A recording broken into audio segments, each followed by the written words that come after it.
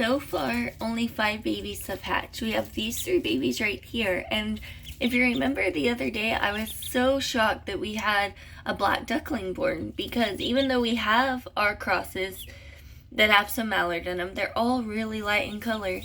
I've never had a black duckling hatch. And then the next duckling that hatched after that was also the same color.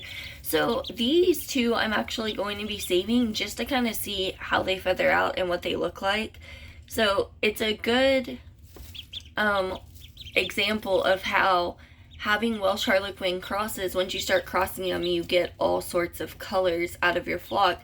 I see a lot of questions online in different forums, especially for Welsh Harlequins, where people are asking exactly what their crosses will look like. Well, you've been able to see what my Welsh Harlequin crosses look like, and from breeding back to khaki Campbells and dark Campbells to breeding them to mallards, and how they look so different each time. And now you're seeing this genetic variation by breeding the crosses back to one another. So there is just so many possibilities. It's not as simple as, oh, you have a mallard and a Welsh Harlequin, or oh, you have this colored duck and a Welsh Harlequin. What color can I get? Mallards have a huge variety of colors. There are so many genetics that make up variant colors, where it's head stripes or bibs or wild color pattern.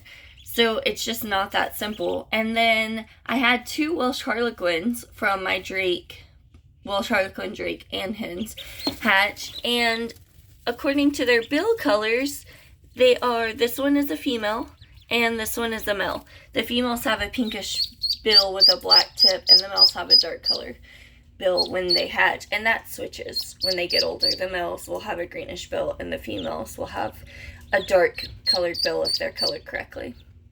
And I've been trying to measure bill accuracy in my flock and make sure I keep the ones that are sexed accurately. Well, the 3 that I sexed previously, according to their bill color, end up being accurate. They ended up being 2 females and 1 male, exactly what we predicted with the right birds based off of bill color. So that means that those 2 and this female, I'll probably grow this Drake out too and see which one has the good coloring, because I don't want to keep anyone with crazy faulty coloring. I want to make sure they're accurate. So far, ours have pretty good coloring, except for Snow. She's a little paler than I like, but she's still the right coloring, and so it's important for me to keep that up.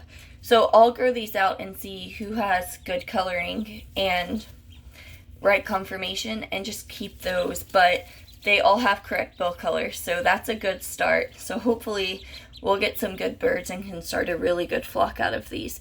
Now, my babies that I have now, my older girls that are about 2, I have no idea. I bought those from a breeder, and they were already about a week old when I got them. So I don't actually know what their bills looked like when they first hatched, which is why I want to save the babies out of them and see what possibilities we get. And that's really important to me. So far, here we go. We have our 5 different babies, and I'm really, really curious about these little black birds. Right now, they just look like little ducks, but I swear when they stand upright, my husband was like, babe, those look like Indian runner ducks. And I was like, yeah, but we have a 6-foot fence, and Indian runner ducks don't fly that I know of. How would they get in? We don't have neighbors with ducks. So, it's just crazy, the different genetics and how they display themselves. So I'm definitely kind of interested in seeing what we'll end up with. Oh, they don't want me to hold them. Really? Last night you're begging me to hold you. Now you're comfortable, huh? Look at that little baby. We can kind of turn him around without freaking him out. You can see his chest color there. Oh, they turned out so pretty.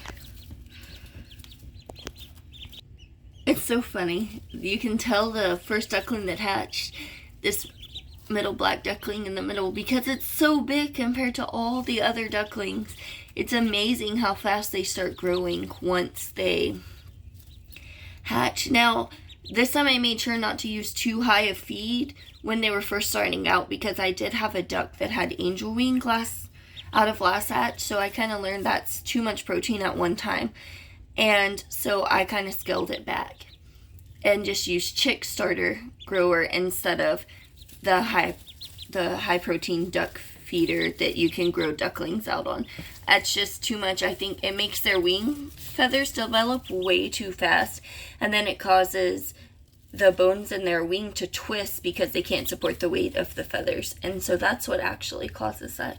It's why if you catch it early on, you can correct their wing, but after that wing hardens like that, that's it. There's nothing you can do. And I'm not about to break a duck's wings just so they look better. That's horrible.